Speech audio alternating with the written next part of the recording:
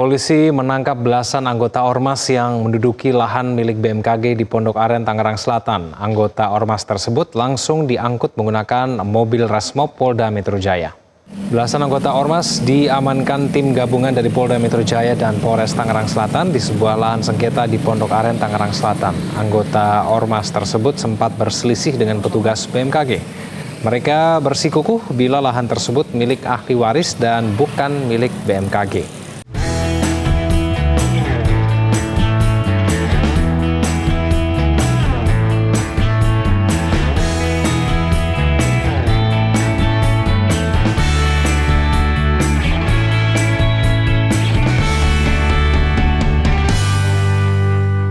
Assalamualaikum warahmatullahi wabarakatuh, sahabat semua. Kita jumpa lagi di dalam podcast kita, Escape Close.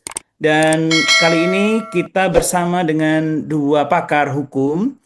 Dua-duanya sahabat saya. Yang pertama, saya perkenalkan Profesor Hipnu Nugroho. Assalamualaikum, Prof. Hipnu. Waalaikumsalam, Prof. Topo. Apa kabar, Prof. Hipnu? Baik, Alhamdulillah. Sehat ya? Sehat. Ya, Prof. Hipnu ini sudah sering lah kita lihat hampir tiap hari muncul di TV ya. Beliau adalah pakar hukum, guru besar dari Fakultas Hukum SAS Jenderal Sudirman, Purwokerto. Dan kemudian sahabat saya satu lagi adalah Bapak Dr. Suparjo Suyadi. Assalamualaikum, Mas Parjo. Waalaikumsalam, Prof. Topo.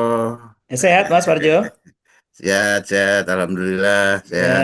Alhamdulillah, walaupun sudah lama kita tidak bersua nih ya, Mas Iya, Parjo. iya. Nah, sahabat semua, Pak Dr. Suparjo ini adalah ahli hukum agraria, ya, dosen senior hukum agraria di Fakultas Hukum Universitas Indonesia. Ini satu gedung dengan saya. Kita, kegiatannya suka berbeda, jarang ketemu. Ya, apa yang mau kita obrolkan pada kesempatan ini dengan Prof. Hipnu dan Mas Dr. Suparjo adalah soal yang baru-baru ini viral, ya, ramai sekali diberitakan di Tangsel, ya, yaitu lahan yang ternyata berlangsung cukup lama, yang menurut BMKG dan berdasarkan bukti-bukti yang ditunjukkan, yang disampaikan, itu adalah hak pakai dari BMKG. Itu karena itu sudah lama sebetulnya menjadi hak mereka, tapi tidak bisa digunakan ketika mau dibangun suatu gedung juga ada yang menghalangi karena lahan itu dikuasai oleh satu ormas, ya. Di dalam pemberitaan diberitakan itu oleh ormas GRIP di cabang di sana, dan kemudian kita juga melihat di berita pihak BMKG melaporkan ke Polda Metro Jaya. Polda Metro Jaya kemudian mendatangi lahan tersebut, lalu juga kemudian menangkap belasan orang yang berasal dari ormas tersebut. Nah, kurang lebih itu background saya kira kita mengikuti. Nah, Mas Parjo, ini saya mulai dengan Mas Parjo dulu ya. Hal-hal seperti itu memang kerap terjadi atau seperti apa, Mas, terkait dengan sengketa lahan itu, Mas? Ya, ini memang Parjo. agak sedikit aneh sih buat saya mengamati perkembangan terakhir ini, bahwa atau juga karena ada expose dari media mainstream maupun alternatif yang marak hari-hari ini, ya, bahwa sedemikian marak, ya, kemarin terjadi di tanahnya BMKG itu. Nah, itu memang sudah lama sebenarnya, ya, tetapi yang membedakan adalah eskalasinya. Prof. Topo, hari ini kok sepertinya begitu. Padahal praktek-praktek seperti dalam hukum agraria itu tidak diperbolehkan, karena setelah UPA berlaku itu ada undang-undang, ya, Perpu 51 tahun 60, judulnya larangan, ya, menguasai tanah tanpa izin yang berhak atau kuasanya. Nah, ini nanti justru saya mau bertanya kepada ingin mendapat pencerahan juga nih, penegakan hukumnya, terutama dari Prof. Topo maupun Prof. Hipnu ya, karena yang memiliki kerangka ini saya kira tidak lain justru hukum pidana. Saya sebenarnya mau ngobrol dengan Mas Iya, Topo. iya. Mas Ini, Parjo, saya boleh follow up tadi ya dari mm-mm, penjelasan Mas Parjo. Jadi sebetulnya kasus-kasus semacam itu mungkin banyak ya, tapi karena sekarang ini memang sosial media memberitakan lebih gencar, jadi lebih ramai ya. Tapi kalau tidak salah ya, yang saya ikuti di media, mm-mm. pihak di ormas tersebut juga menyampaikan mereka mewakili dari ahli waris. Jadi mereka juga merasa punya hak dan sebagainya. Tetapi dari keterangan Menteri ATR BPN, dia menyatakan bahwa itu bukan lahan sengketa, tapi memang dipakai dari BMKG begitu ya. Jadi sebetulnya memang, sudah. Nah, ini saya mau tanya dengan Prof. Hipnu, apakah sudah tepat tindakan dari Polda Metro Jaya dan sebagainya? Atau kita mungkin beralih dulu ke Prof. Hipnu dulu ya, Mas Monggo. Parjo ya. Monggo. Prof. Hipnu gimana kalau dari perspektif Prof. Hipnu melihat ini? Iya, jadi gini, memang masalah ormas kemarin menarik ya, seolah-olah ormasnya ya. Jadi kalau kita lihat catatan itu kemarin Polda Metro itu menangkap 3.500-an orang, 3.500 orang yang ditangkap. Tapi yang Selama? selama bulan kemarin, Oke. ya, selama musim premanisme ini, Iya, iya, ya. iya, iya. Tapi yang terkait ormas itu hanya 50. Oh, dari ribuan tadi, Dari yang ribuan terkait tadi ormas hanya hanya 50. 50. Sehingga yang lain itu ya yang liar, Iya, yang iya, iya, kemudian iya. menangkap pembinaan. Nah inilah yang saya kira memang tampaknya ormas ini kena getahnya Iya, dengan iya. perilaku yang tidak terkendali oleh masyarakat tertentu sehingga seolah-olah ormas. Sehingga Iya. itu yang menarik. Kemudian dari kegiatan terkait premanisme tadi Mas Parjo tadi, kayaknya begini, masalah tanah itu kepemilikan yang jadi problem. Kalau saya melihat, apakah jadi kalau orang Jawa itu mendaku. Nah, itu tak Hmm. daku milikku berdasarkan ahli waris. Itu tak Iya. daku milikku karena berdasarkan sertifikat.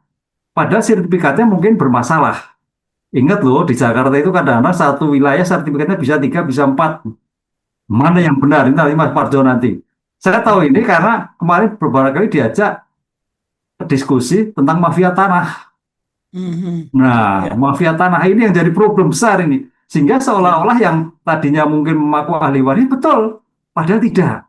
Lah, disinilah sengketa kepemilikan itu muncul dalam kepemilikan. Sehingga seolah-olah yang pihak ketiga dalam arti tanda petik oknum preman yang menempati itu, oh saya punya alas hak, padahal hak yang keliru. Itu Iya, atau itu iya, yang terjadi, iya, Prof. iya. Bukan yang benar juga. Oh ini Iya, atas iya. perintah waris, benar sertifikatnya ada. Ternyata Iya. sertifikat. Nah, dasar itulah yang menjadikan problem. Yang pertama kalau kaitannya dengan pemilikan. Yang kedua adalah penyerobotan. Nah, itu sudah ramai. Penyerobotan. Iya, Jadi iya. tanah-tanah yang liar ini memang itu evaluasi. Tanah-tanah yang liar, tanah yang tidak tanda petik produktif, ya mau tidak mau ditempati orang kelompok tertentu sebagai bentuk Iya. pengamanan dan sebagainya. Disinilah saya kira memang sekarang itu pentingnya untuk segera dipagari. Ya Pak Warjo, ya. Tanah dipagari, jadi tidak ada sedikit Iya. pun pedagang kaki lima jangan diberikan apa, nanti bisa tambah terus kan itu.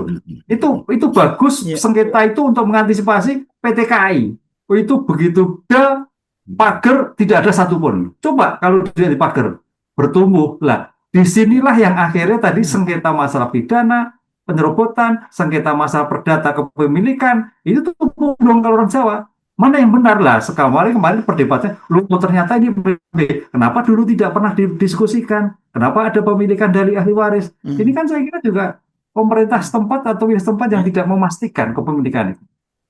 Itu Prof. Tomo Iya. Iya. problemnya. Sehingga Menarik, disalahkan menarik, menarik, orang-orang Prof. yang Hipnu. menempati kan gitu. Menempati atas perintah, Iya. perintah yang salah gitu. Iya, iya. Iya, menarik, Prof. Hipnu. Apalagi sekarang ini zaman menjelang Idul Adha ini kan bisa naruh sapi. Ya, itu disewakan berapa puluh juta saya dengar. Mas Parjo gimana mengikuti yang tadi tuh dialog dengan Prof. Hipnu tadi? Mungkin ada komentar soal tanah-tanah yang liar atau memang memang ada ya tanah seperti itu Ya, dibiarkan gitu, gimana tuh ya Mas Parjo? ini yang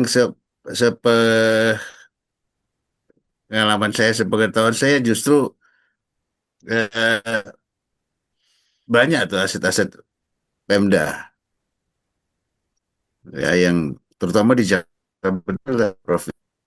Mendapat insight di Jakarta itu terkali ya, atau tanah-tanah aset BUMN ya yang didiamkan saja. Nah itu akhirnya ya bahasanya jadi eh, terlihat tidak itu dah. Sementara penegakan hukumnya dari perspektif hukum tanah sebenarnya sudah ada, tapi juga jauh ini tidak terlalu efektif. Kalau itu kemudian dengan pendiaman itu terjadi penelantaran tanah misalnya.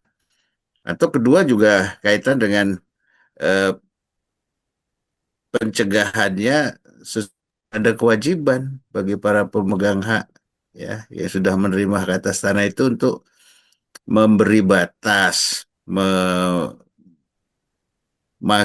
bahasanya itu harus dipagari, dipelihara, bahasa UPR, memelihara tanahnya ya secara baik, secara ya penuh semangat lah. Kehati-hatian gitu ya. Mas Parjo, saya mau klarifikasi ya. Itu kan Ya, dalam kasus yang Tangerang Selatan ini kebetulan adalah miliknya dari ini ya apa BMKG ya. Berarti kan dari instansi pemerintah begitu ya. Tadi Mas Parjo menyebutkan ada tanah-tanah dari instansi pemerintah pusat maupun dari Pemda gitu ya. Nah, lain halnya nanti milik perorangan gitu ya. Nah, kalau mm, sebetulnya bukankah kalau itu milik pemerintah, aset pemerintah baik pusat maupun daerah, mestinya lebih punya kekuatan ya, karena mereka kan tinggal namanya negara ya, pemerintah kan mereka punya aparat gitu ya. Sementara kalau yang punya rakyat malah justru lebih lemah, bukan begitu ya, Mas Arjo ya, dalam mempertahankan ini ya hak tanah.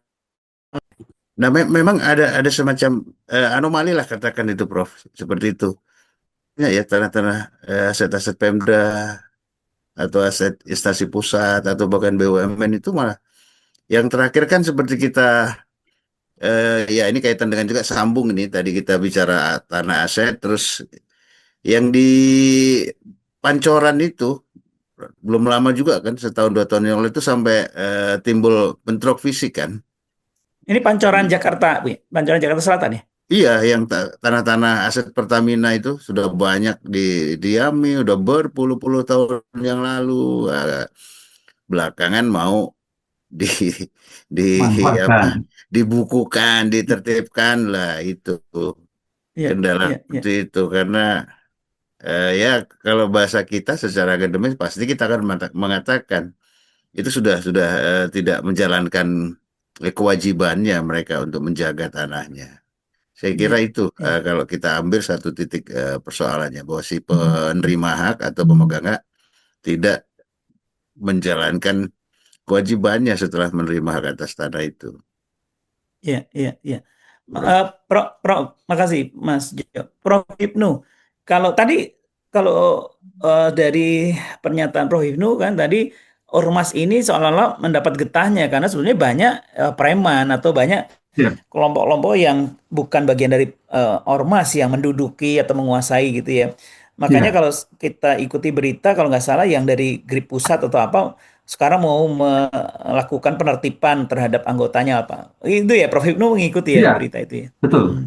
Betul, betul Prof. Jadi itu memang kena getahnya. Ya, kenapa ya? Karena ormas itu kan kalau kita lihat kan dibutuhkan oleh sekali negara sebagai mitra pemerintah dalam rangka pemberdayaan, sebagai mitra pemerintah dalam rangka pencegahan, sebagai mitra pemerintah dalam satu penertiban budaya, semuanya positif. Gitu.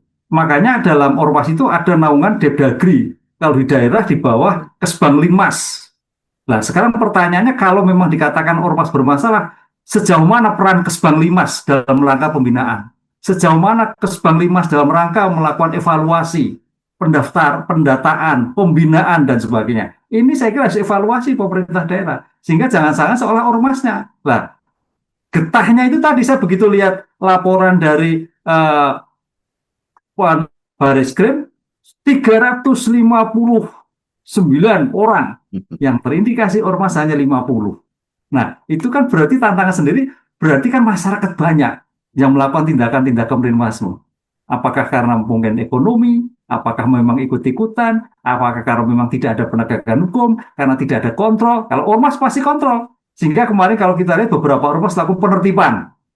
Anak-anak yang melakukan pecat, tidak lagi melakukan suatu rekrutmen dan sebagainya kan gitu kan ada. Betul, Lah ini betul. suatu bagus. Jadi kalau saya melihatnya ormas itu luar biasa, mitra pemerintah luar biasa. Kalau itu bisa dipenataan oleh negara. Nah, makanya saya akan pertanyaan sejauh mana negara melakukan pembinaan terhadap ormas, sejauh mana negara melakukan monitoring kegiatan ormas. Nah ini kalau kita lihat seperti itu, makanya kita data kok hanya 50 berarti kecil sekali dari Ya, ya, 3.500 tadi.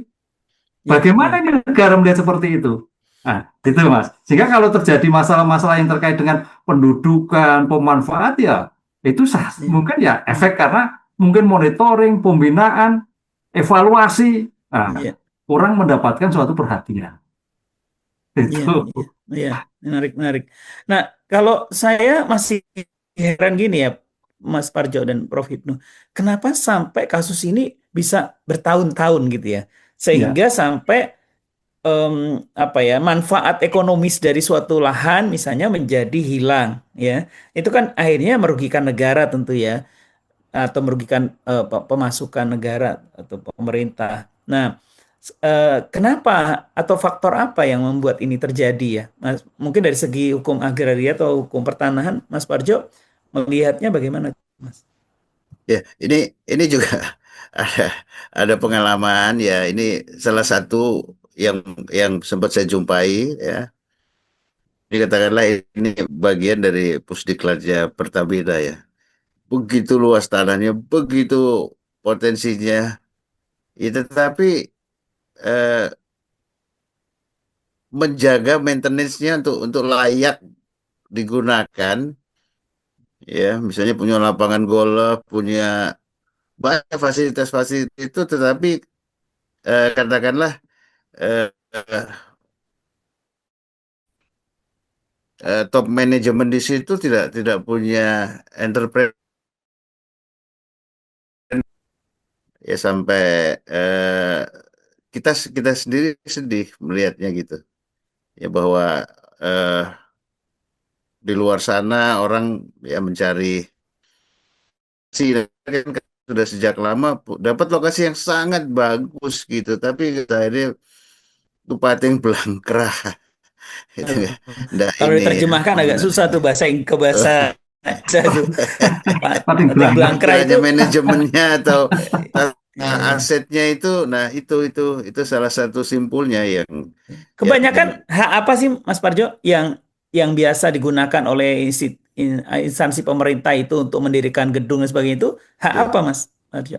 itu sama dengan kita di UI atau termasuk Universitas Jenderal Hmm. Sudirman juga itu karena apa organnya kementerian ya, kita hak pakai untuk instansi pemerintah itu hak Hak pakai pakai ya. selama dipergunakan. Itu ada masa oh selama dipergunakan. Jadi tidak ada batas misalnya 30 tahun, 50 tahun, tidak ada gitu Kalau ya. kalau yang ada itu hak pakai yang perorangan, yang umum. Oh, Kalau oke, ini khusus baik. hak pakai khusus untuk instansi pemerintah itu Instansi selama pemerintah masih dipakai. dipergunakan. Baik, baik. Ya, ya, ya. Jadi nah Eh, ini juga mungkin orang punya wis biarin aja nanti kapan-kapan kalau kepikir baru kita.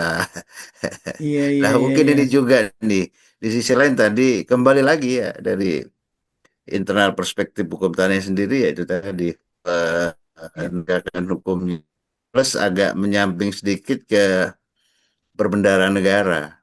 iya, iya, iya. Itu Ya. yang Itu saya melihat bersamaan kebetulan dengan kasus ini. Kasus di tempat lain ada satu apa supermarket, minimarket atau apa gitu ya, di mana mereka ada lahan parkir, begitu mau didirikan apa tempat untuk parkir apa alat-alat dan sebagainya mau dipasang, tiba-tiba itu misalnya digusur oleh sekelompok orang, oleh preman-preman.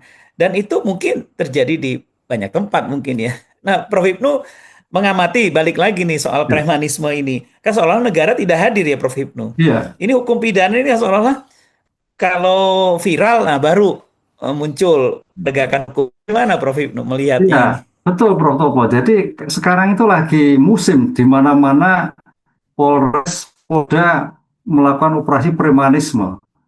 Di berbagai daerah di Banyumas juga demikian juga. Tapi itu Hmm. suatu tindakan-tindakan yang memang tindakan meresahkan. Tindakan kaitannya dengan pemaksaan kehendak, Hmm. pemerasan dan sebagainya yang Ya. terjadi pada wilayah-wilayah. Yang wilayah itu memang memang dalam tanda petik tanpa suatu pengamanan tertentu, itu loh. Jadi tadi Mas Parso tadi ada sesuatu yang ada bukan pembiaran ya memang terlenakan lah gitu loh. Lah sehingga mau tidak mau dipakai oleh orang yang bersangkutan. Disinilah saya kira saya mantan rektor 2 aset Hmm. Mas Parso. Pengelolaan Aset. aset itu memang Oh, butuh biaya. Nah, betul. jangan-jangan biaya pendaftaran, biaya sertifikat itu mahal. Sehingga perusahaan kadang tidak mau melakukan seperti itu. Itu milik negara. Hmm. Jadi kalau kita sampai hilang 1 meter pun, itu tanggung jawab pemimpin yang bersangkutan. Itu Ya, tanah ya. negara. Sehingga kalau ada gugatan-gugatan pun juga kita hanya sebagai pemakai tadi nggak bisa melepaskan. Nah, Iya. ini yang mungkin belum dimaknai para pemilik-pemilik pakai perusahaan, BUMN dan sebagainya. Itu tanggung jawabnya di sana. Sejauh mana tanggung jawab aset-aset yang ada. Makanya kemarin kalau Sri Mulyani melakukan pengevaluasi aset yang ada, Hmm. aset-aset tercatat, mana yang Ya. tidak tercatat, yang tercatat. Sehingga kalau Ya. kita kemarin melihatnya kan kadang-kadang tanah-tanah yang tidak tercatat, Prof. Topo. Ya. Apalagi Ya. pada instansi tertentu, tahu-tahu milik orang lain. Wah, Ya. pikir Ya. lagi. Ya. Ini memang tertib kita. Ya. Nah, Ya. jangan salahkan kalau memang ada orang-orang yang mendaku tadi, wah ini Hmm. milik saya, ini mbah saya atas perintah, sehingga Hmm. seolah-olah premanisme. Nah, premanisme memang dalam rangka, dalam situasi tidak punya pegangan, tapi dia Ya. memaksa situasi yang ada tampil chaos tadi. Pemilikannya pada Hmm. siapa? Kalau pemilikannya sah, mungkin premanisme agak berkurang. Hmm. Oh ini milik A, ini milik B. Ya. Jadi legal standingnya jelas. Ketika tidak ada subur berbeda. Ya. Ya. Karena tuan tanah yang Tuhan tidak tanah. jelas memilikannya. Iya. Iya. Itu. Eh, Prof Hipnu, saya mau follow up tadi yang keterangan Prof Hipnu tadi. Apakah tadi ya penegakan hukum misalnya oleh Metro Jaya terhadap kasus yang di tempat-tempat lain ya, berkaitan juga dengan adanya Satgas anti premanisme dan ormas bermasalah itu, baru kemudian ini ditertibkan, dijalankan atau gitu atau Iya, gimana Prof Hipnu tampaknya melihatnya? seperti itu. Seperti halnya Satgas Judul. Sehingga di mana-mana judul kena semua. Ini premas di Iya, mana-mana iya. premas enggak. Jadi situasi musiman ini yang saya kira ya kita apresiasi ya karena itu semuanya adalah dalam rangka tertib masyarakat. Tapi seolah-olah tidak ada suatu program yang kontinu. Mana titik premanisme yang sering, mana yang tidak, mana yang meresahkan, mana yang tidak. Ini yang menjadikan kadang-kadang situasi jadikan suatu mencekam, tapi karena memang tidak ada suatu tindakan yang kontinu. Sehingga kalau begitu meresahkan, timbul gejolak, baru turun tangan. Iya, iya, Nah, iya, iya. Jadi kalau dari keterangan itu kita sebetulnya masih resah juga ya karena Satgas ini kan sifatnya sementara ya, eh, Prof Hipnu dan Mas Parjo ya kan tidak Betul. ada Satgas terus-menerus ya. Kita kan begitu ya. Begitu ada rame-rame dibentuk Satgas. Artinya kita khawatir bahwa fenomena yang sama bisa terulang lagi khususnya eh, eh, terkait dengan premanisme itu mungkin begitu ya kalau misalnya ini tidak ada follow up program yang serius dan kontinu ya tadi istilah Prof Hipnu yang kontinu tadi ya Prof Hipnu ya. ya, betul, Ya. betul. Jadi memang ini ada siklus ya, suatu sistem harusnya. Jadi kalau kalau kita dulu belajar hukum itu ada kebijakan kriminal, penal dan Hmm. non penal. Lah, Ya. non penal ini kalau dulu Prof kan harus mengadakan tindakan-tindakan pencegahan, tindakan-tindakan preventif, represif yang untuk menimbulkan suatu perusahaan masyarakat.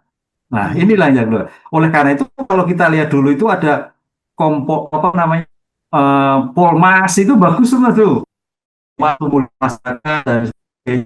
Itu dalam rangka Hmm. bagaimana kita meletakkan sebagai prinsip sendiri kan itu Ya. kan dia telah jadi aman. Nah, sekarang seolah-olah dulu Ya.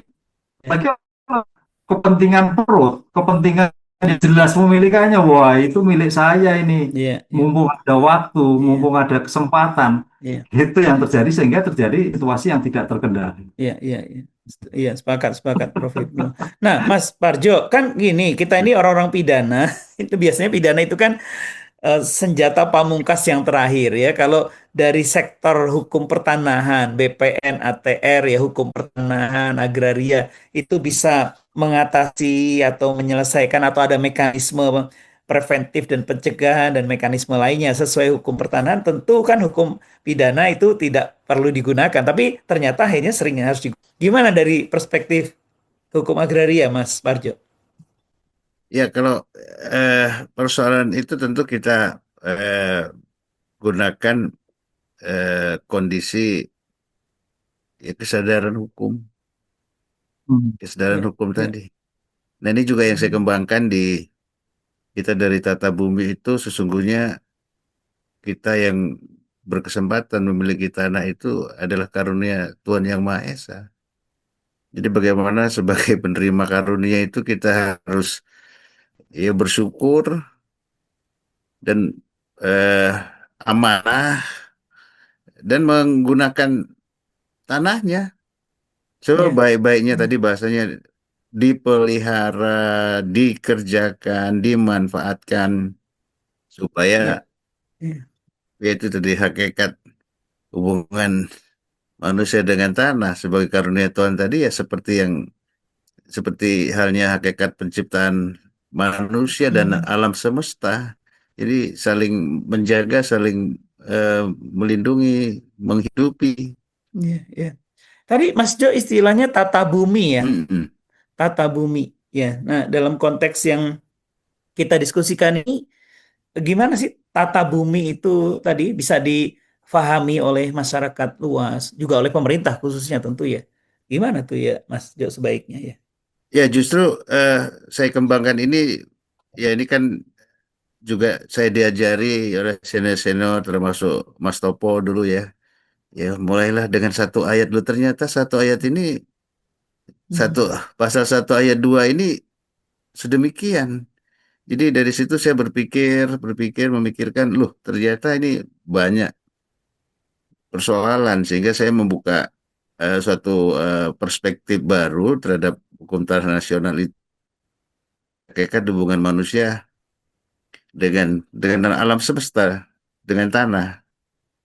Dan di antara itu ada yang maha kuasa dari muasal dari manusia dan alam semesta. Nah, dalam tatanan hari ini katakanlah bagaimana nih para ya tadi yang pemegang amanah ya di berbagai bagaimana mereka semuanya menyadari. Ini saya pernah sampaikan kepada hakim karena saya waktu kerja sama Menteri ATR itu ternyata ada satu poin harus menjadi saksi ahli padahal saya sudah lama tidak mau tapi karena sudah akhirnya saya katakan waktu kasus yang besar si Benita Balujan waktu itu saya katakan ini ada perspektif yang mulia gitu ya. Tadi saya perkenalkan kalau misalnya kita bicara itikat baik dalam perdata Barat itu kan tentatif karena menurut konsepnya itu harus dianggap ada pada semua orang berarti tentatif. Tapi kalau kita bicara tanah itu bagi karunia Tuhan, makanya saya katakan punya tanah memegang amanah atas tanah harus satu amanah dan tidak boleh tidak beritikat baik. Kalau urusan premanisme ini, wah coba dibayangkan berapa lama dia cuti tidak beritikat baik itu. Padahal kewajiban sebagai Iya, harus selalu beritikat baik. Ini perspektifnya. iya, iya, iya. Ya, itu Betul, berapa betul. lama dia cuti ya? Dari beretikat baik ya. Cuti ya Iya, sehari iya, ya. iya. Ya Tuhan, aku cuti sehari 2 hari. Ini tanah keren banget ini nilainya nih. Sementara aku cuti nanti aku beritikat baik lagi. Nah itu kan nggak mungkin. Nah, kan bagaimana Iya, ini untuk kemudian jadi bahan pengembangan ya untuk termasuk hari ini saya terima kasih bisa Ya, bertukar pikiran dengan Prof. Topo dan Prof. ya, Ibnu. ya. Makasih Pak Parjo. Ini memang sangat mendalam sekali yang disampaikan oleh Mas Parjo ini. Artinya tanah itu ya amanah tadi ya, intinya tanah itu amanah ya, tentu harus betul-betul jaga, dimanfaatkan, dipelihara dan sebagainya gitu. Dan ketika itu dilalaikan ya banyak terjadi persoalan-persoalan gitu ya. Nah mungkin yang terakhir nih dari Prof Hipnu, agar peristiwa seperti ini tidak terjadi lagi gitu ya, sampai bertahun-tahun suatu lahan yang milik institusi pemerintah akhirnya dikuasai pihak lain, seolah-olah milik mereka dan sebagainya. Ketika itu viral, ramai, baru kemudian aparat bertindak atau setelah dilaporkan aparat bertindak itu seolah Anda tidak hadir sebelumnya. Itu gimana mungkin untuk mencegahnya secara tadi ya, Prof. Hipnu sudah menyampaikan ada penal policy, non penal policy. Mungkin sebagai closing statement lah gitu. Prof. Hipnu, Ya, silakan. terima kasih, Pak Topo. Jadi kalau tentang kepemilikan tanah sebagai bentuk, ya syarat formalnya harus jelas dulu bahwa semua tanah-tanah kepemilikan, baik itu milik masyarakat, pribadi, BUMN, jelas bersertifikat dan tidak tumpang tindih. Itu yang pertama. Jadi identifikasi kepemilikannya oleh perusahaan, oleh tadi harus jelas. Semua tertata. Begitu tertata, diberikan suatu batas, diberikan suatu tulisan Ya, milik negara, milik milik B, milik C dan sebagainya. Ini untuk menanggulangi pihak-pihak yang mungkin akan menguasai, pihak-pihak yang mungkin akan mengurangi, pihak-pihak mungkin yang akan menggunakan hal-hal yang tidak diinginkan. Itu tataran yang keren. Jadi kalau itu tidak terjadi, syarat minimal, syukur dibangun, syukur dibaguri yang bagus. Karena pagar itu sebagai batas. Wong laut aja dipagar, apalagi tanah nggak dipagar lah. Karena pagar laut kan dipagar. Itu kan Sindirannya Prof. Hipnu ini mantap juga ya. iya kan pagar kan jelas Mas Marjo kan batas kepemilikan di pagar. Jadi Iya, orang iya, magar itu nggak mungkin nggak ada pemilikan kan gitu kan. iya, Lah iya, iya, itulah saya iya. kira syarat minimal, syarat formal dan syarat esensi pagar dan pemilikan sertifikat itu harus jelas. Toh sekarang Iya, mudah iya, nggak ada yang sulit. ATR BPR gampang. iya, iya, Kalau mahal ya memang iya, ya iya, itu biaya tapi itu karena kami iya. disampaikan Kos ya, mahal kos.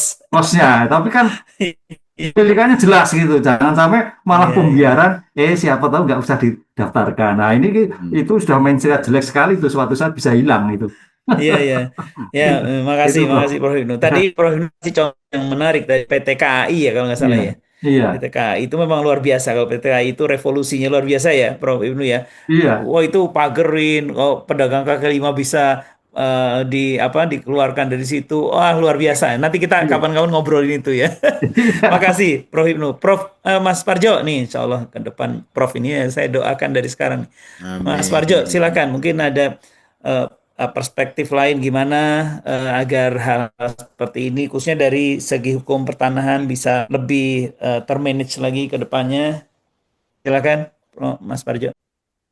Ya, ini kan eh, saatnya eh, bagi para pemegang amanah tadi ya bahwa kaitan dari berbagai banyak persoalan sengketa fitnah ternyata masih juga ada garisnya, ada terhubung dengan mereka yang bahasa populer disebut mafia tanah itu. Nah, itu yang pertama harus dipastikan betul.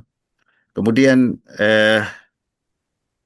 tingkat pengembangan kemajuan dalam alat pertanahan yang juga itu secara substansi di banyak persoalan, di banyak masalah juga itu sangat tajam sekali pengaruhnya.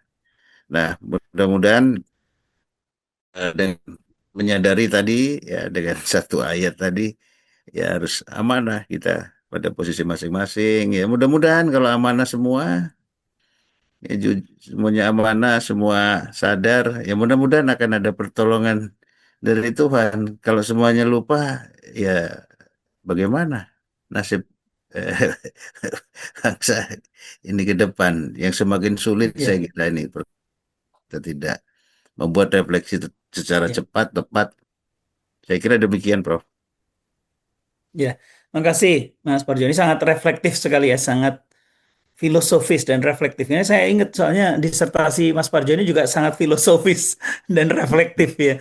Baik, Prof. Hipnu Nugroho, Mas Dr. Suparjo, terima kasih untuk ngobrol-ngobrol kita yang mencerahkan ya. Mohon maaf mengganggu waktu dengan keluarganya ya. Mudah-mudahan ada manfaatnya bagi Amin. teman-teman, Amin. sahabat-sahabat Amin. audiens dari Amin. kanal YouTube Topo Santoso ini. Sahabat semua, itulah obrolan kami bertiga, saya dan Prof. Hipnu dan Mas Dr. Suparjo. Mudah-mudahan ada wawasan di dalam melihat fenomena atau kejadian yang terjadi terkait dengan lahan oleh sekelompok orang dan kemudian sudah dilakukan penegakan hukum oleh Polda Metro Jaya. Mudah-mudahan kita berharap hal seperti ini tidak terjadi lagi ke depan dan masyarakat bisa lebih tadi ya menjalankan amanah, bukan hanya masyarakat, saya kira pemerintah menjalankan amanah, menjaga lahannya, menjaga tanahnya, dan seperti kata Prof. Hipnu tadi, bisa melakukan langkah-langkah yang bisa preventif ya, sehingga tidak terjadi kisruh ya, kegaduhan semacam ini. Kita jumpa pada podcast yang akan datang. Assalamualaikum warahmatullahi wabarakatuh.